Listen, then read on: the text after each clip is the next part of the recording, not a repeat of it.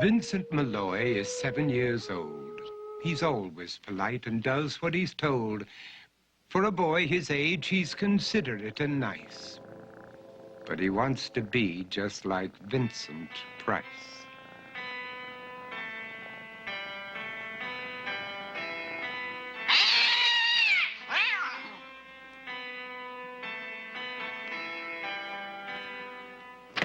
He doesn't mind living with his sister, dog, and cats, though he'd rather share a home with spiders and bats.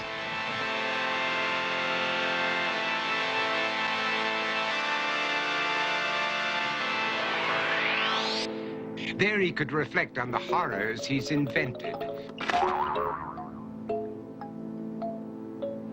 and wander dark hallways alone and tormented.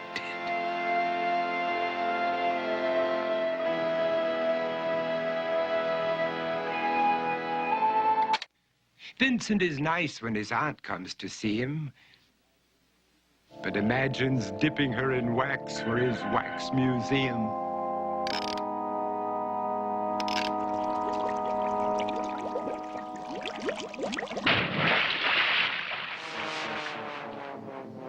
He likes to experiment on his dog, Abercrombie, in the hopes of creating a horrible zombie. So he and his horrible zombie dog could go searching for victims in the London fog. His thoughts, though, aren't only of ghoulish crime. He likes to paint and read to pass some of the time.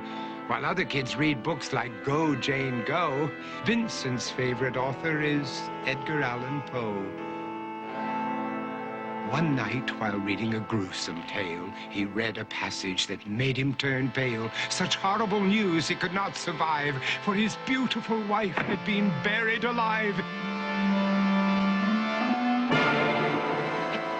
He dug out her grave to make sure she was dead, unaware that her grave was his mother's flower bed.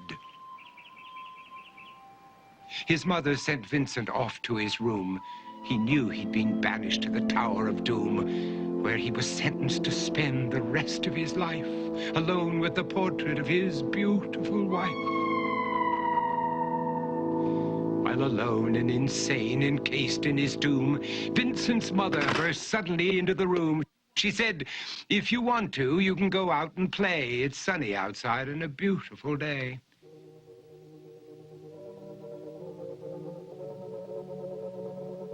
Vincent tried to talk, but he just couldn't speak.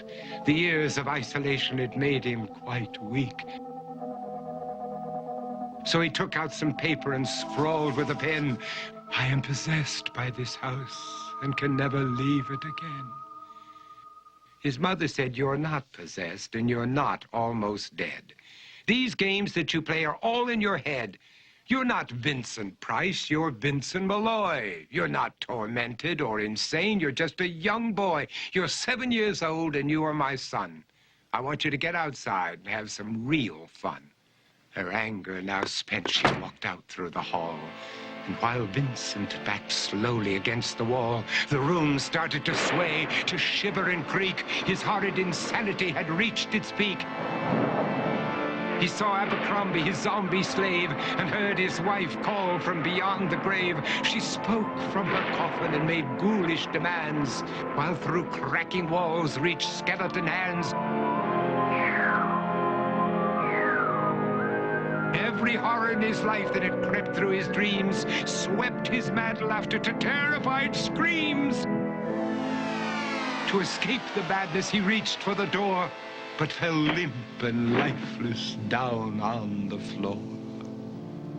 His voice was soft and very slow as he quoted The Raven from Edgar Allan Poe. "And my soul from out that shadow that lies floating on the floor shall be lifted nevermore."